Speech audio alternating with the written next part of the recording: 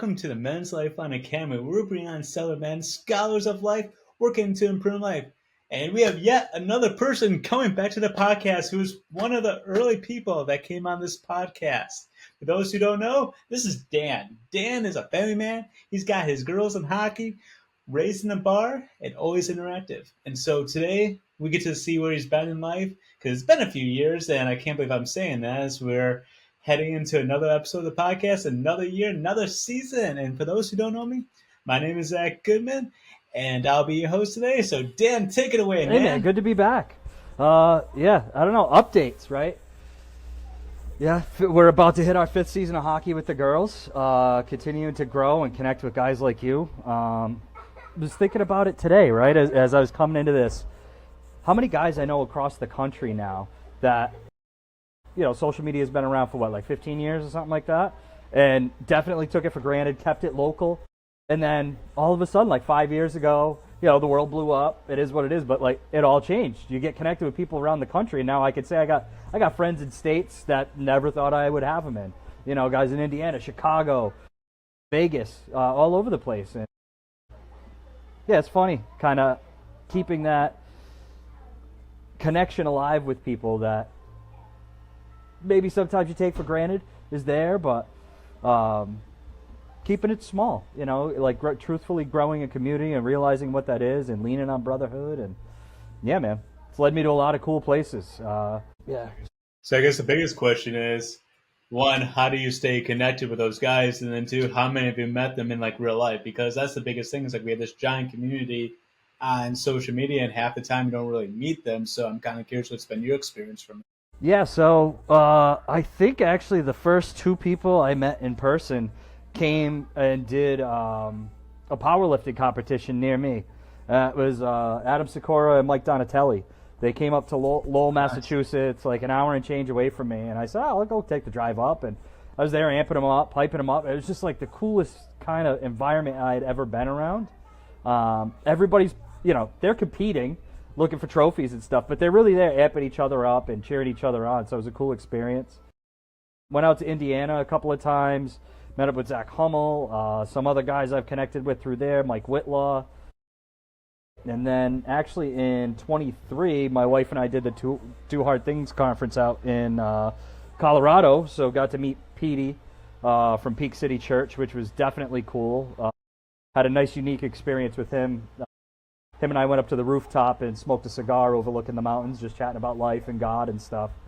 That was probably one of my happier moments, which I've actually done with my own Catholic priest a couple of times recently, and trying to get a deeper spiritual life with him and understand more of the Bible.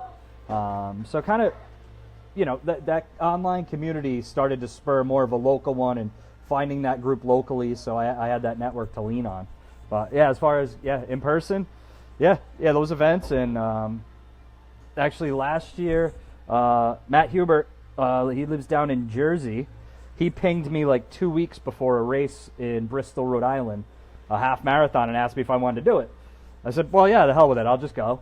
I've done a half without training before, so we met up and we ran it, and it was a good time. I didn't have time to hang out with him too long after, but we walked and chatted and kind of recovered for, I don't know, like a half hour.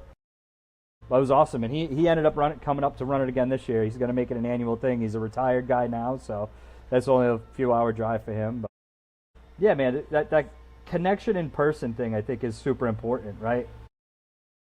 Understand people when we're around them. You get their presence, their vibe, their mannerisms, the way they talk. You kind of get a deeper understanding of the way they communicate, I feel. But it's just always better to give, you know, one of your brothers in arms a hug at the end of the day, and just be a camaraderie with them, you know, break bread. I think those are underlooked things these days. Oh, definitely, especially where, I mean, everyone's busy with life. And, you know, as we were sitting down before the podcast, realizing it's been a few years since you've been on, and you know, that we've really chatted, especially however the algorithm works, and just brought us all back together to do this podcast and everything, and just to see, one, where you're at, two, like how you continue to kind of help other men and your communities and just kind of keep fostering that connection.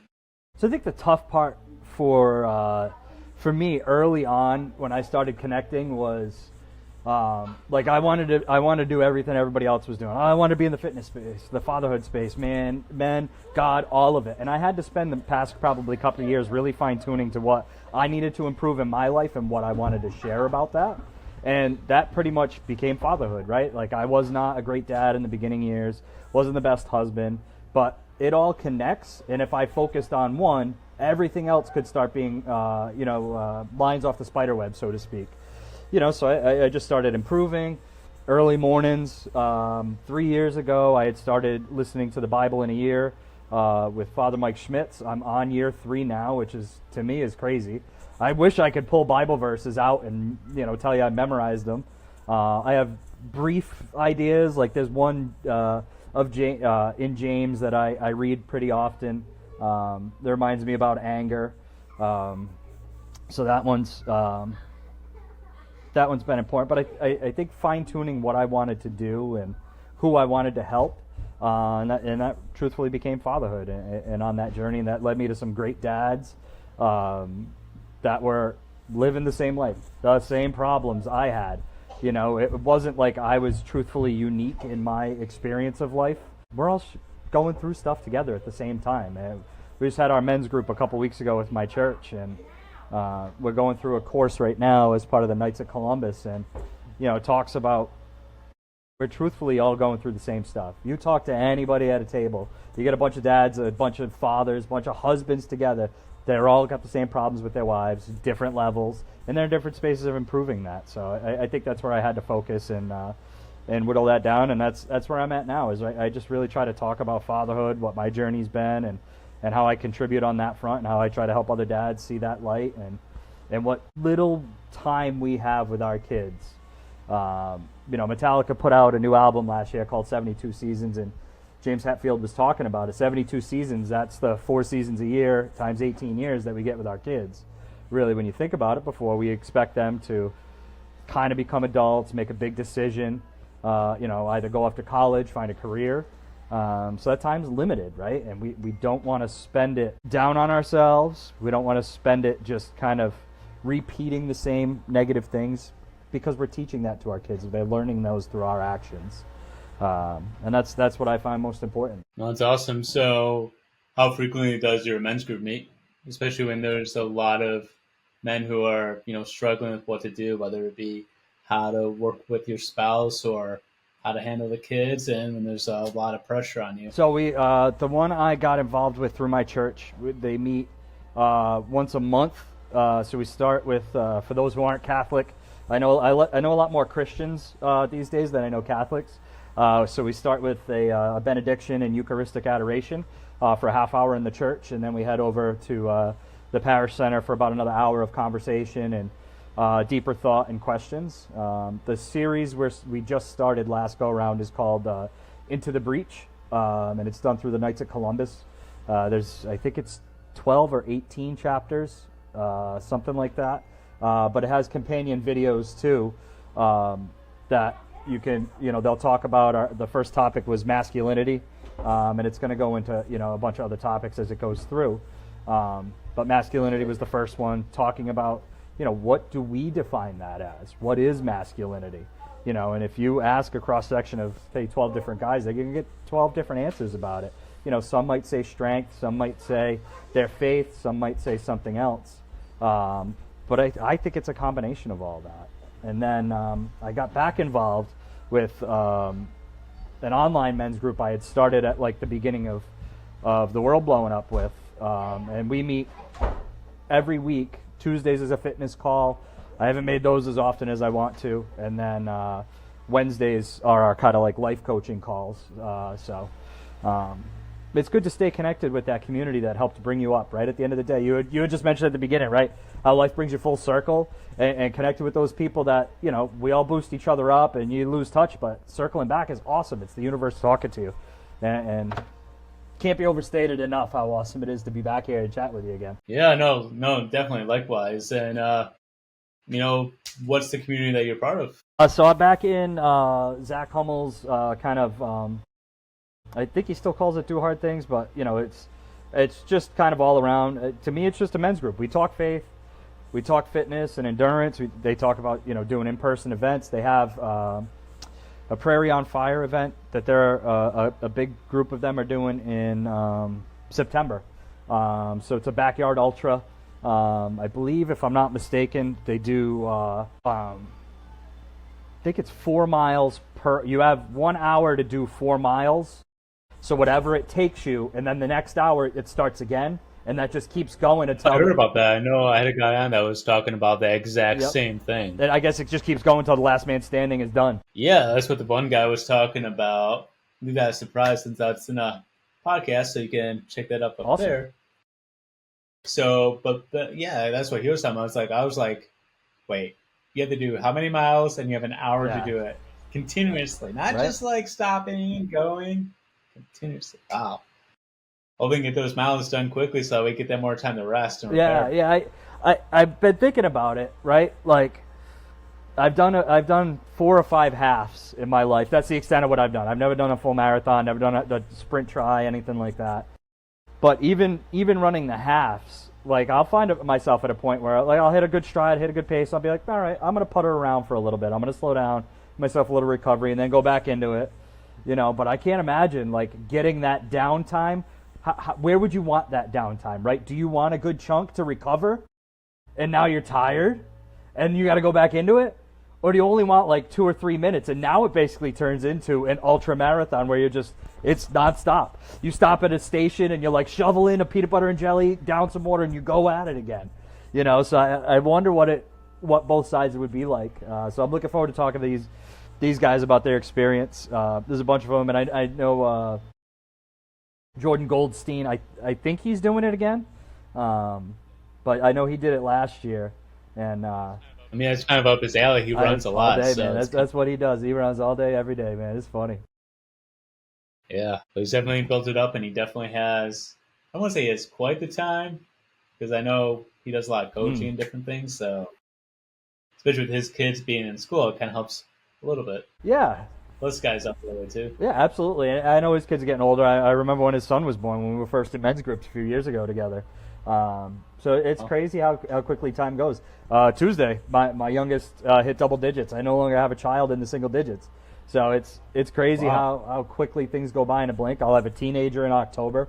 You know, and looking back at things, my youngest had stumbled on like the photos on our Apple TV or whatever, and she was going back through history looking at like young ones of them playing in the front yard and doing things, and it's crazy to look back. I'm like, oh my, you were so small. And like even thinking about like her first bike ride, and I'm running behind her with the camera like recording her first ride. So you know, it goes by quick, man. You're gonna find out one day. It's a blink, brother. It's a blink. Yeah, I'm raising a puppy right now, and I can just go back when we had her, because we got her at like she was born in January, got her in March, so like 2 months old basically, and now she's going on 7 months, and just go seeing this like tiny little thing. You know, the ears were giant compared to the head was just like this tiny little thing. Just I mean, just going from that, just like, wow. I remember when you're just like a brilliant little thing I could carry easily, no problem, like one hand. Now I have to use 2 hands. That was where we started, man. We bought our house within 2 months of being married, and I had made the deal with my wife. When we were living in an apartment, couldn't have a dog, so I caved and got a cat that my wife didn't really interact with anyways, became my buddy. And I said, well, this is the deal. I'll get a cat now. When we move into a house, I'm getting a dog. Yeah, we were in the house a month before I found the dog, and then we picked him up Christmas Eve that year as a puppy. Really? He was, I think, like 2, 3, or 4 months old, something like that. Came from South Carolina, and yeah, we raised that little guy, and that was where we started. It was a dog that was 09 to 12, so yeah, 3 years of bringing a dog up, and then we finally decided, yeah, okay, let's go to humans now. I think we could handle it. That's the way I always phrase it. I think God just blessed us with children when he did, and that's the way it went. That's awesome. What kind of dog was it? So that guy was a black lab. That's what I call him. He was really an American mutt at the end of the day. He had a little bit of everything in him, but yeah, he looked like a black lab. He acted like a black lab. He had nonstop energy. He was a good guy. We just actually said goodbye to him last July. Oh. 15 years? Sorry. Wow. That's an incredible life. It is, man. And you know what was awesome was, he was around for the girls early years, so they got to connect with him. Especially my young one. She's a huge animal lover. But what I did when they were born and they were still in the hospital was for each of them, one has one laying down, the other has one that is sitting. But I got them mini radars. So they're like black lab stuffed animals that look kind of like, a stuffed animal version of the dog. So that's, they'll hopefully keep those as long as they want to. But it's like, just a little memory and remembrance of him and the buddy he was to us and the good times we had just running around. The girls, when they were little, running around the backyard, chasing him chasing them, and, just having good times. No, that's awesome to hear.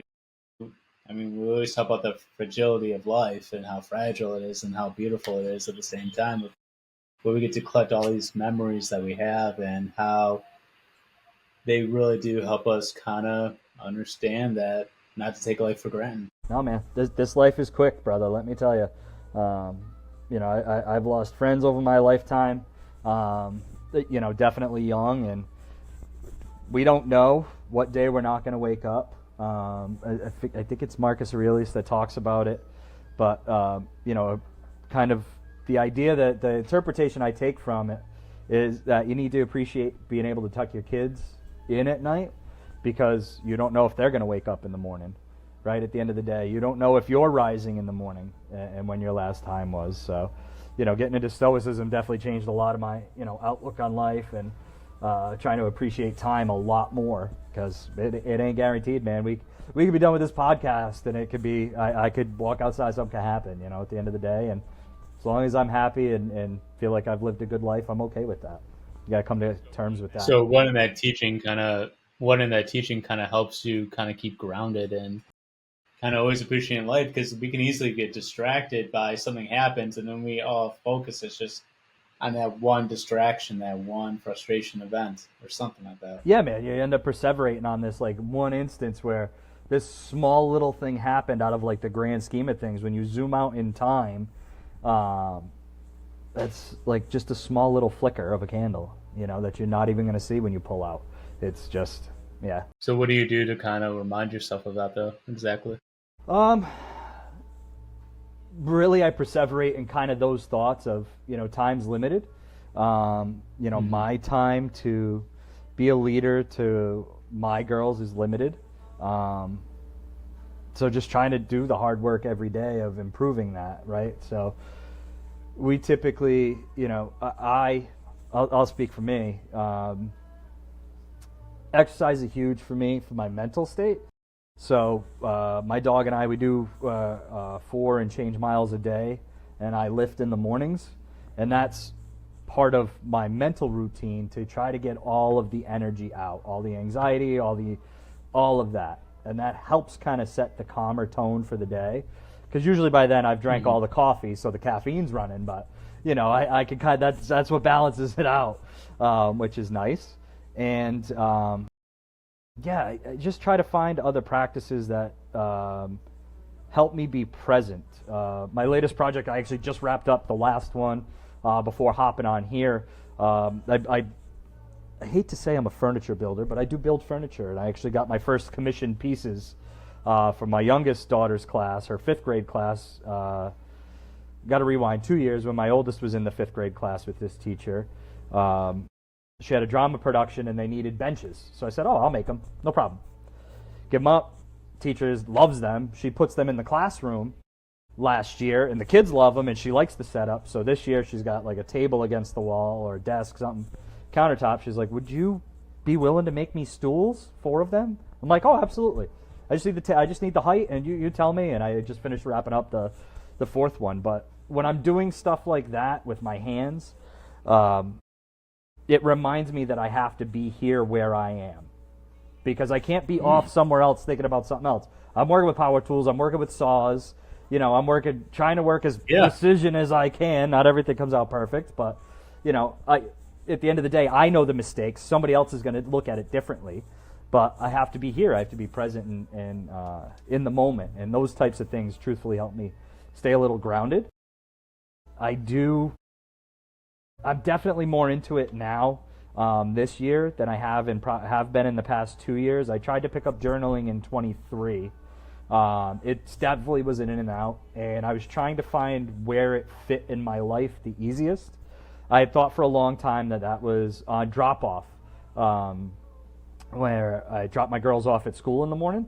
It wasn't, because they want to chat, they're going to play in the back seat, and like it's a distraction for my brain to be able to write the thoughts that are in there. So tried to find quiet time, solitude here and there, and it took me a couple of years to just realize, just do it at night, right at the end of the day. I talk to God on my walks in the morning. That's kind of like a journaling dump for me. Like all the past day I could go through my prayers for the day, my prayer intentions for the day, appreciation for the breath that I'm taking. So why not do it at the end of the day, right? Like everybody's kind of either tucked in and quiet. If it's a school night, chances are like my wife's already crashed and the girls are getting in bed or getting ready to be, and things are quiet. So it gives me time to just kind of be present. I go sit out on the deck and write, or I could just sit at the table and do it, and gives me time to kind of process through the day, recognize the mistakes I've made, and rather than perseverate on them, I could get rid of that thought now and put it on paper and be like, that's where kind of that belongs now. It doesn't need to be in my mind cycling through constantly reminding me of the mistake. I could write it down and be like, all right, well, this is another area that we're just going to work to improve on. That'd be another spot that I would say really helps, is the journaling.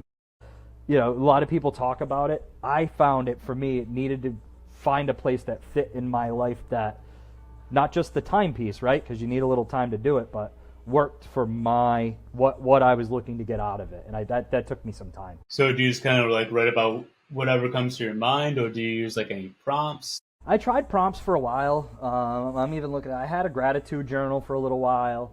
I did for probably about a week or less, but I truthfully just go with the blank page.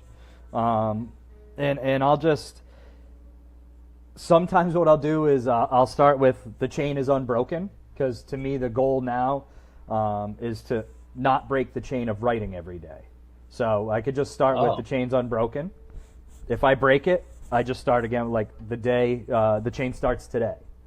Like last night. That's best. Yeah, it's just a way to kind of keep it connected day over day. And that's the other place I've found, like, people that journals struggle with, is like where to start. Last night I was exactly at that point. I'm like, I don't know what I want to start writing with. So I wrote the line, I'm not sure where I'm going to start this, but this is my opening line. And then I just started writing.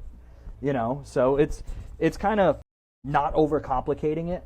I might write, on a Stoic line that I got that day, something from the Bible, a prayer intention I had one day, or like during that day, something that like I truthfully want to talk to God deeper about. I'll jot down and write down, but it's really just, it's day dependent. I just found prompts didn't really. I felt like I was answering questions for an essay. Like that's kind of how it came off to me, right? Like, all right, I got a couple sentences in. Let me go back to the question. What was it again? It wasn't like free flowing, so that's why I found the blank page to be the best. No, I mean, especially if you can doodle, make it your own too. Yeah, I found I had gotten another like blank page notebook, no lines, and every once in a while, I'm not artistic. I would really make furniture. Yeah, that's like that. I can't draw, but every once in a while I'll go in there with like a Sharpie and I'll just kind of free tool on a page, and that'll be like that day's kind of brain dump, so to speak. Like this vision popped in my head. Let me try to put it here, for prosperity, but not that often. That book's got a lot more blank pages in it. Hey, it's all right. I mean, sometimes you gotta get the creative juices flowing, and sometimes you just gotta just start writing. Hey, I don't know where I'm going with this, and let's just see what happens. That way, kind of like unchain your mind, just to allow it to go however you want to go, and not knowing and not going on the notion that there's a right way or a wrong way. Just like what works for you, man. And that's I think a lot of people get stuck in that analysis paralysis phase, right? Of like, I got to try everything. I got to do it all at once. No, man, wax and wane and go through it. I spent 4 or 5 years running every day, 4 miles a day, without a miss. Rain, sleet, snow, it didn't matter. And this year I quit. I flat out said, yeah, running, I'm done. It wasn't doing anything for me anymore, so I stopped. And I switched to rucking, and that's where I'll stay until I'm done with it. Like lifting will have that phase for me one day too, where I'm just under the bar and I'll go like, you know what? This just isn't doing for me what it did before. Let me go find something else.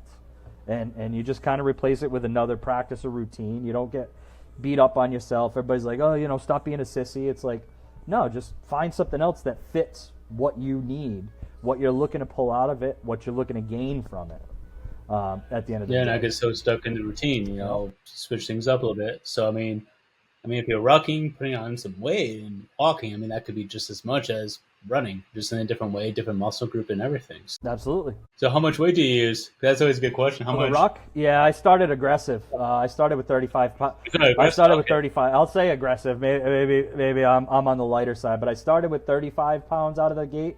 I just found an old backpack and I put one of my regular plates in there until I wore a hole in it. And then I got one of them fancy ruck bags and got the rectangle ones. So now I'm just at 30. I've done 50 one time for 2 miles. That was definitely an aggressive day. You feel that one up and down hills. It's different because I was a lot bigger when we got married, certainly a lot heavier. And it's different when the weight's dispersed around your body as opposed to just like hanging off your shoulders and tucked onto your back with like a chest strap. It's different. Yeah, so I know with a lot of guys, like exercise has always been that one thing that's really connected. And again, it's kind of like goes along with the furniture. It's using something with your hands, being physical, getting all that frustration out, especially so that way you have that mental clarity up to really kind of focus on the target of what's going on with you, whether it be anxiety, whether it be a frustration, maybe a self-doubt, or how am I going to have all the schedules put together? Yeah, and your girls are in hockey, sometimes you got to travel. Especially if they play a game or two a day. That's a lot. Yeah, especially as the girls have gotten older now. Let's say facts. As men, we're typically shut down, right? At the end of the day, I'm around some old timers that don't open up at all, and you wonder why they're ticking time bombs at the end of the day. They fly off the handle. They're not open enough, or maybe recognizing enough the emotions that they carry with them and the burden that they carry. The I have to be the provider, I'm the man of the house, so on and so forth. All that weight on your shoulders and what that does to you. But what I've found is it's not like you gotta just let loose all the time, be angry, frustrated, right? That's typically most men's reactions. That's their go-to emotion. Like you said, you find that outlet for it. So now that energy kind of comes way down. That was building up in you. It's a powder keg, right? At the end of the day. And if you can remove some of the fuel before it explodes, well, the explosion is going to be a lot less. Yeah, but you might also now have less fuel to have the time to spend to be like, all right, I'm not going to just bam react to the situation. I'm going to step back for a second, think about it, and then just act appropriately rather than just kind of instantly go with the first emotion that comes to mind. And, that's kind of right along with, how guilt, shame, and things like that are silent killers because everyone just holds it inside. And the more that you do that, hold things inside, it's like the more everything gets restricted. Body gets tight, your face looks tight. It's like you don't even feel like if you just relax, you're just going to like melt almost. Like you're just going to be like cracking. And no matter what type of mask you think you put on, people know, man. People know. They can see it in your face. They can see it in your body language, when you're down. And the worst thing you can do is just carry it. So what do you think people carry it more in, like their face, their body, their eyes? Their shoulders and their face, man. Usually a facial expression says everything at the end of the day. You can, once you get to know people, and again, this is why I think that getting around, if you're involved in an online community, you got to get around people in person, right? You're going to get to know them much better if you spend 3 hours with them in person. You're going to get to know what their facial expressions are, how they carry themselves, what they are. And then you're going to start to see that come through more when you're in like a setting like this where we're video chatting. You'll then learn who has a mask on. And you can always poke them aside and be like, listen, man, what's going on? I could see it in your face. What's up? Just talk to me. I'm here. It's just you and I, and I've been in those situations before where I've seen somebody like that on a group call, and I'll poke them on the side and be like, what's going on, man? I can see you on the call. You're not yourself. What's happening? And then it just goes into a conversation. This is what's going on, and this happened at work. I'm like, all right, well, let's just talk about it, man. And it's a venting place. And sometimes it's looking for solutions. Sometimes it's just looking to talk about it. Circle back to the question. Yeah, I think face and shoulders, especially for men. I think that's just where we put it all. We just kind of like bear that world right up there. Yeah, get that big giant boulder. They just gotta figure out what you're gonna do with it. Yeah, and I mean that kind of goes along with just how you're able to help that one guy. It's like there are some people you just have to call them out in a very respectful way. Of course, you don't go like, "What's up, man? What's going on?" Like, you're not you. And I notice, and that's what people I think are hungry for, is for people to know it. It's almost like, I hate using this word, but it's like people almost want you to be a mind reader and like read their mind of what's not going well in their lives, and like they just want you to know and do things without you having to ask. Yeah, so I find that happens a lot with marriage with a lot of the men I talk to. It happens to me all the time. Definitely, always think my wife can read my mind, and she's not going to. That's not the way the marriage is going to work. You got to speak up. You got to be vocal. You got to have a relationship with your wife and communicate. And thank God she's not here right now, because she'd be just like eyeballing me, because I'm not great at it. I'm still working at it. I'm in process. I'm practicing it. Nice. But so what are you getting your tips from to be able to practice and learn from? Like, what's kind of helping you? Is it like Zach's Homos group? Is it? Yeah, it's really just a combination of talking to people. I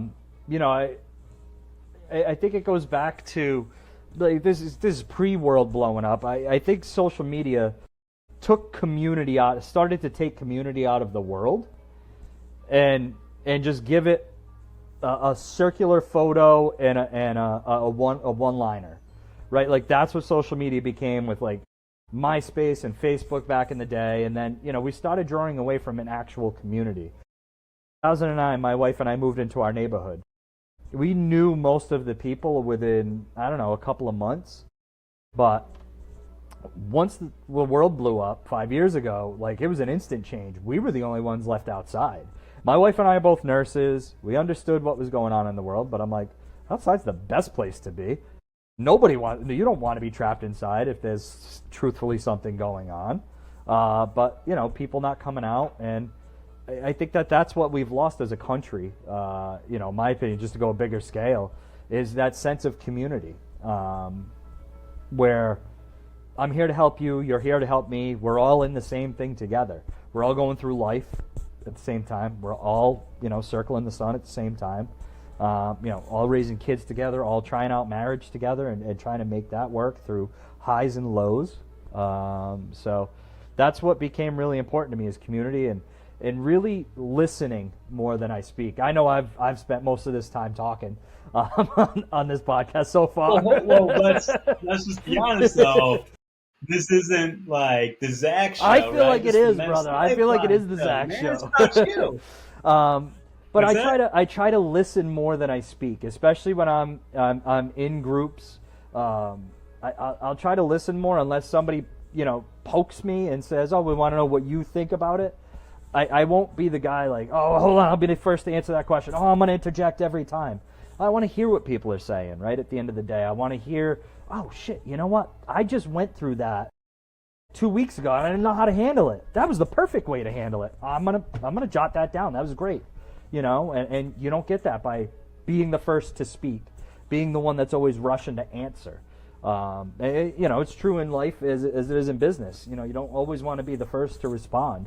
Sometimes you just want to sit back and be quiet and take it all in. Yeah, and sometimes it's learning to control that urge of wanting to solve the problems, because a lot of times you may have an idea of the answer, or everyone knows you as like kind of the go-to guy who like, hey, dude, you've been married like 50 years, must know everything, and like everything the person might go, yeah, that's because I don't talk. I just listen to everyone else's mistakes. Yeah, exactly. I've been listening to all of them.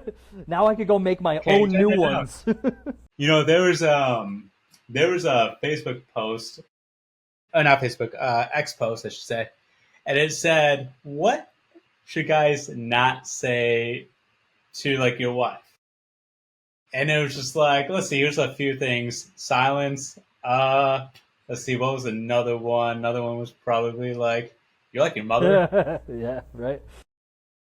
Yeah, so believe So just what I've found with my hey, wife is, typically when she's bringing like a work problem or something like that, silence is actually better. She's not always looking for me. This is true. This kind of common theme ends up coming up through all these groups. But most women aren't looking for us to solve the problem. They're really just looking to vent it out and do the opposite of what we do, which is hold it all in, right, at the end of the day. So they're looking to just kind of vent it out and get it out in the world. They'll ask you if they want, hey, how do I, what do you think I should do? How would you go about this situation? They'll be blunt about it at the end of the day. But well, especially when you give them that opportunity to be blunt, right? And you show it through your actions that your words and actions align to do that. And that's why probably the best video on YouTube for that, it's like a 2-minute video. I don't know if you've ever seen this one, but it's called It's Not About the Nail. no, I don't think so.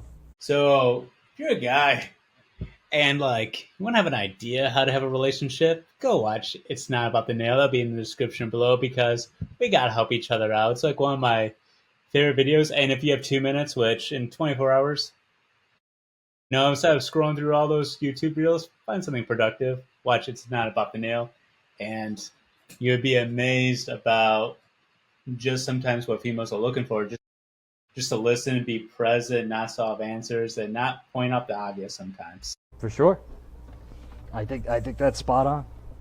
I'm gonna go check that out later. Yeah, then definitely let me know your thoughts on it. So it's a great video that trying not to be a fixer and being a listener. Important for all of us. It is, because I've come to find, I don't know if you found this out, but I find 95% of the time people want to be listened to. They don't want you to solve their problems in that moment, like in that initial, let's say 5 to 10 minutes, maybe even a half hour, to be honest. Yeah, and to me, that's typically why men end up blowing up in frustration and anger. Yeah, they don't have an outlet for their energy. They're not doing things they need to do for themselves, but they don't feel heard, right, at the end of the day. And that's why they'll hit that high pitch of, like, the voice has to be top. My brother, my Chicago brother, Mike Whitlaw, him and I struck a nice chord where we were in agreement, man. Like, when we're angry, the world needs to know we're angry. Why, I don't know. But that's just, like, him and I connected on kind of that concept of, like, I got to take it as high as I can so everybody knows that I'm heard. Right at the end of the day, where all I got to do is wait for the room to calm down and I can just kind of speak normally and I'll be heard. I don't need to gain control of the room to do that. And it sucks in the moment for sure, but it's that learning phase, right? Of undoing the sins of our father, of what we learned. And that's what is important to me now, is trying to give my girls better skills than I had to learn how to deal with all of life situations. There's gonna be fights, there's gonna be sadness, there's gonna be joy, all of it, and you got to learn how to just kind of navigate those situations. Yeah, have you ever heard of the book Love and Respect by Jimmy Evans? Yeah, I actually have the workbook too. I'm looking at my wall of books right now, my primary ones that I go to a lot. I was gonna say that he talks a lot about that. Yeah, man, like the crazy cycle and stuff. It certainly happens, and what's funny is I think some men might read that and be like, "Oh yeah, my wife with the crazy cycle. Yeah, it happens." I'm like, "Well, no, brother. It's us too, man. We're just as bad as starting that crazy cycle, the equation. As she is, and that's where you got to find that common ground, man. Is going through that, figuring it out together, and making it happen less, or making it a little bit easier when it does happen. Yeah, and it's just honestly just learning how to be effective in like communicating like what's going through your mind, especially if you feel like you've never been respected or heard. And again, when people don't feel that way, just like you said, well, you didn't hear it. You didn't hear it. I guess I had to go louder. Drop that bomb because it's gonna be let loose, and someone's gonna pay attention to Somebody it. got to hear me now when I'm at a 12. That's right. That's when I'm heard. Is when I'm at a 12. I'm not heard when I'm at a 1, 2, 3, 4, 5. I'm just like, oh, just chill, just relax. It's like, oh no. Alrighty then. Right, and that's where that timepiece comes in, right? Typically, if we step back and give everything a moment, we're going to get that window to just calmly speak, right? But we're just rushing in. We got to solve the problem. We got to fix this. I know the answer. I don't want to deal with this anymore, whatever it is. And we're just like, bam! It's like, well, just step back and just let the situation play out, and it's probably all going to be fine. And you just calmly approach it from there. Sounds so simple, and yet everyone knows how hard it is. 100%, man, 100%. If it was easy, I don't think there'd be any divorces or any complaints or anything. There wouldn't be a single self-help or a personal development book out there. That's for sure. That's right. You just read it once and, oh, now I know what to do. Everybody, just do it this way. That's why there's always going to be those kind of books written forever. Yeah. And that's, again, that's where I think community is important, where we can kind of share those ideas. And it's more about situational, too. Like, it's not just sharing the concept, oh, I read this in this book, and here's what it said. It's like, here's how I applied it in real life. Here's the situation that it happened to me in, and then this is how I used to be. This is how I act now. This is why it's better, and this is why my wife and I are closer. It's why my kids and I are closer and better and having more fun, and so on and so forth. It's that application piece from books that I think is the most important. Yeah, and that's one thing I think a lot of books kind of miss in a way. They always give you the knowledge and they'll give you good stories, and it's a good book. The challenge is a lot of times with the stories, you don't see the journey, right? You see that they did this, then they attended a seminar, and then they were, changed completely. Versus what was the true journey of that person's testimony or story that led up to it? And where's the, how do you actually apply into your life versus here's a good few ideas and suggestions. Again, I know it's probably really hard to do that in a written book because everyone's gone through different experiences. But it'd be nice if there was a book that did that just a little bit more, right? Just a little bit more of, here's a step by step, right?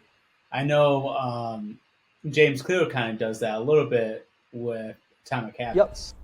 Yeah, he's kind of got a step by step a little bit more than I've seen other people do. Is because he'll say, if you're trying to get up early, set a realistic time. Don't set it for what you think you're going to wake up to. Set it like 15 minutes before you would actually wake up. I'm going to be aggressive tomorrow. I'm getting up at 3 a.m. No, you're not. You're not. If you go to bed at 11, it ain't happening. Gonna clean the entire house. Gonna work out. I'm gonna run 12 miles. I'm gonna wash the cars. Yeah. I'm gonna walk the dog. I'm gonna cut the grass. Get the shrubs done. Yeah. No. Yeah, you might get 2 of those things done. Exactly. You got to give yourself realistic expectations. Always have goals, but goals have to be obtainable at the end of the day. You keep kind of moving that needle as you hit it. That's the other thing I think that gets missed with some of that is weightlifting, for example. All right, I want to bench 300. Great. We got to start with the bar first. So where's that goal? Sure. And then you can add weight. And then you can move up and keep going as you hit reps and volume and everything else. That's where you have to kind of start that process is just, all right, well, I hit this goal. All right, time to move out the marker again. Let's keep going. Let's keep building. Let's go, and you keep trucking along and building that. Yeah, and don't forget to do those small increment changes of 2.5 pounds and then even maybe we could go lighter. Right. Allow your muscles to heal, build up. That's why, whether you want to work with a coach or someone in the fitness industry to really kind of help you lay out those plans. And that's why experts exist, because they study it, they live it, they breathe it, they know it. 100%. Yeah. No. Seems like a lot has happened the last couple of years where you just continue to keep growing and learning and just continue that development. It's awesome to kind of see that, because sometimes, especially with social media, you see in the high in the beginning and then it kind of tapers out a little bit. So it's nice to see, though, there might have been some tapers through your journey. You're still focusing on that progression. Yeah, man. There's always going to be setbacks in life at the end of the day. My biggest source is just, become leaning on, the men in my communities. I know I got brothers I can lock shields with, and I can lean on their shoulder if I need to. If I get wounded, so to speak. And I think that's huge.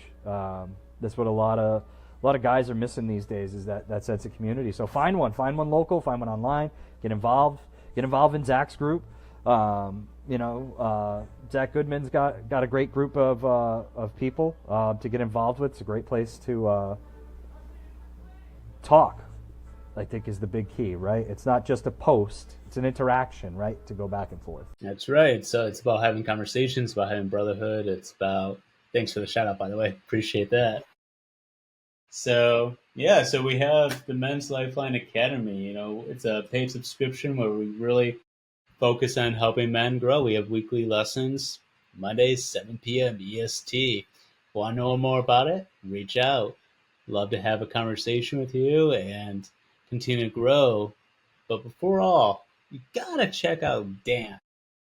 Dan is the man. He's really just so full of life and wisdom of application of his life and how he's taken, life by storm. And, whether it's running 4 miles every day to rucking, being flexible with life, seeing where you can go and grow and do things and be accountable. And I know his posts, I know his information will be a blessing to you if he can even connect you to some other groups that might be a benefit to you. Kind of before we wrap this podcast up is, Dan, what would you like to leave off with somebody today? Ooh, that's a good one. Yeah, just do a good deed every day. That sounds simple, but do something good for somebody else every day without seeking the third thing. The Stoics talk about this, right? I think it was Marcus Aurelius. You did the good deed. You feel good about it. Why do you need to look for recognition and reward because of it? Just go do a good deed for the sake of doing a good deed for somebody else. Enough said, because so many times, people do a good deed, and this gets in such a discussion. Be a good discussion next time about altruism and intruism, about, do we really do a good deed for the sake of doing a good deed? Is there any true sense of, intruism, where we're do a good thing just for doing a good thing for that inner satisfaction, or we always like chasing, like, oh, who's watching? Right, yeah, who saw me do that good thing? And you're looking around like, Yeah. All right, do I get a pat on the back now? No, you don't need a pat on the back. You did the good thing. You did the deed. That's enough. Yeah, so I really love that. That was your ending pitch for someone today. So, and this call of action, because hey, if we're going to be men, if we're going to live by a word, then we have to do a call of action so that way we can actually take it up, do the best that we can. So go do a good deed without anyone noticing. So that could be going fill up the coffee pot at work before everyone gets there and no one sees you. You'll be the hero of the day without anyone knowing who's the hero. Go follow Dan again, because he's the man, and he would just be such a blessing in life to your life. And remember, if you got value out of this video, like, subscribe, share, and give it to someone else you need. And don't forget to check out It's Not About the Now, because that video is just going to be a blessing to your life. It's going to be also in the description below. Above all else, have a blessed day. Thank you, Dan. Thanks, brother. Good chatting with you.